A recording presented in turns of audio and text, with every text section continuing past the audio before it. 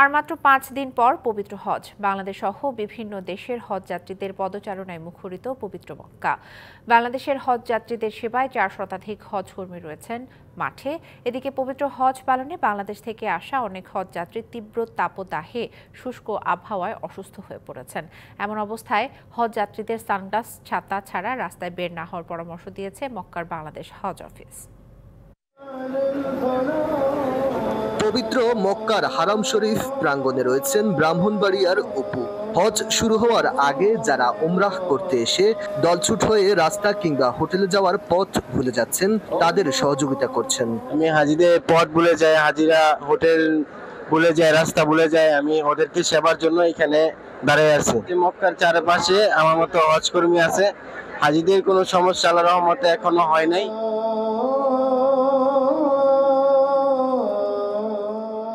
শুধু অপু নয়, তার মতো 4 শতাধিক কর্মী রয়েছে হজ যাত্রীদের সেবায়, যারা মক্কা শরীফের প্রাঙ্গণে, হোটেলে, রাস্তায়, আবার কেউ বাংলাদেশ হজ অফিসে কাজ করছেন।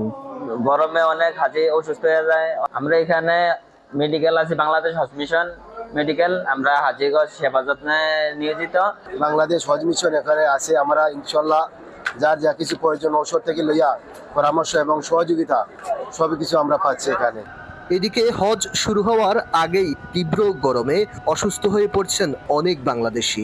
40 থেকে 47 ডিগ্রি সেলসিয়াস তাপমাত্রায় অনেকের জ্বর, সর্দি সহ নানা সমস্যা নিয়ে আসছেন মক্কায় বাংলাদেশ হজ অফিসের মেডিকেল ক্যাম্পে।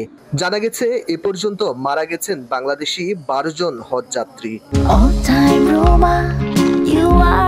All time Roma. Taste it, love it. Saudi আরবের আবহাওয়া অনেক শুষ্ক। হজ যাত্রীরা যাতে হজ করতে পারেন তাই একদিন দিনের বেলায় প্রয়োজন ছাড়া বাইরে না যাওয়ার পরামর্শ বাংলাদেশ হজ মিশনের কাউন্সিলরের। এখানকার আবহাওয়া বেশ শুষ্ক আবহাওয়া, শরীরে পানির ঘাটতি হতে পারে। তাছাড়া যারা দুপুরবেলা জোহরের নামাজ বা জুমার নামাজ পড়তে যাবেন তারা যাতে একটু ছাতা ব্যবহার করেন। দুপুরের নামাজটা অনেকে দূর থেকে যারা পায়ে হেঁটে যাবেন তারা যাতে একটু অ্যাভয়েড করেন, কাছাকাছি মসজিদে পড়ে। হজ যাত্রীদের পদচারণায় মুখরিত এখন পবিত্র মক্কার অলিগলি। দিন যতই যাচ্ছে ততই বাড়ছে হজ যাত্রীর সংখ্যা, সেই সঙ্গে বাড়ছে তাপমাত্রার পারদও।